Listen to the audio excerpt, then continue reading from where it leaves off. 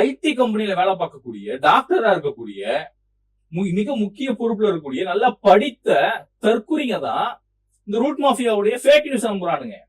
என்ன என்ன என்ன நியூஸ் தெரியுமா? விஜய் புதிய எச்சரிக்கையா, கவர்மெண்ட் ஆபீசர் யாருன்னா லஞ்சம் வாங்குனீங்கன்னா உங்க சொத்தில் இருந்து 50% கவர்மெண்ட்டுக்கு கொடுக்க வேண்டும். இதே ஸ்லாங்ல தான் போட்டிருக்கான். சரியா? அடுத்து பாருங்க. லஞ்சம் வாங்கும் அதிகார் கண்டுபிடிச்சு ஆதாரத்தோடு கொடுத்தா அவங்களுக்கு 1 லட்சம் சன்மானம். அதே மாதிரி போலீஸ் லஞ்சம் வாங்கினா ஒரு முழு சொத்தும் பறிக்கப்படும், அனாதை ஆசிரமத்துக்கு கொடுக்கப்படும் அப்படின்னு விஜய் எச்சரிக்கை கொடுத்திருக்காராம்.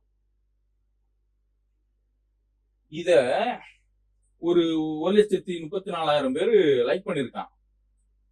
இத ஒரு 7,000 சில்லற பேரு ரீபோஸ்ட் பண்ணிருக்கான். 61,000 சில்லற பேரு ஷேர் பண்ணிருக்கான். இவனுங்கெல்லாம் படிச்ச தற்குறிங்க, படிச்ச தற்குறி. இப்படி ஒரு அறிக்கை கவர்மெண்ட் சைட்ல இருந்து வரவே இல்லை. முதல் கவர்மெண்ட் நமக்கு ஒரு அறிக்கை கொடுக்குறாங்கன்னா அவங்களுடைய சீல் இருக்கும், அதுல சிஎம் உடைய கையெழுத்து இருக்கும், இல்ல அந்த துறை சம்பந்தப்பட்ட நபர்களுடைய கையெழுத்து இருக்கும். இப்படி ஒரு அறிக்கை வரவே இல்லைங்க.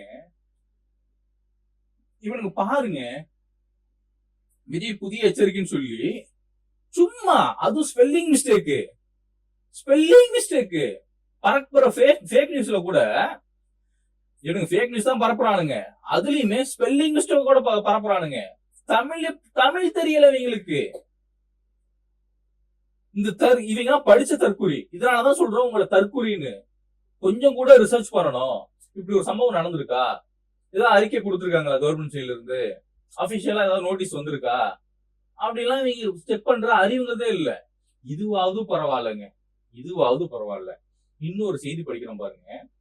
இனிமேல் தமிழக அரசு அதிகாரிகள் லஞ்சம் கேட்டால் உடனே அலையுங்கள் அப்படின்ட்டு தமிழ்நாடு ஊழல் தடுப்பு மற்றும் கண்காணிப்புத்துறை, அதாவது டிவிஎஸ்சி, சரியா, அந்த டிபார்ட்மெண்ட் லஞ்ச ஒழிப்புத்துறை அப்படின்னு சொல்லி இவங்க ஒரு 4 நம்பர் ஒண்ணு கொடுத்து வச்சிருக்கானுங்க.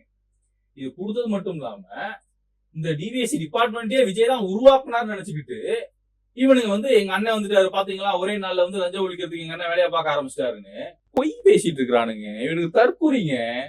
ஏன்னா டிவிஎஸ்சின்னு சொல்லி ஒரு டிபார்ட்மெண்ட் ரொம்ப வருஷமா இருக்குடா.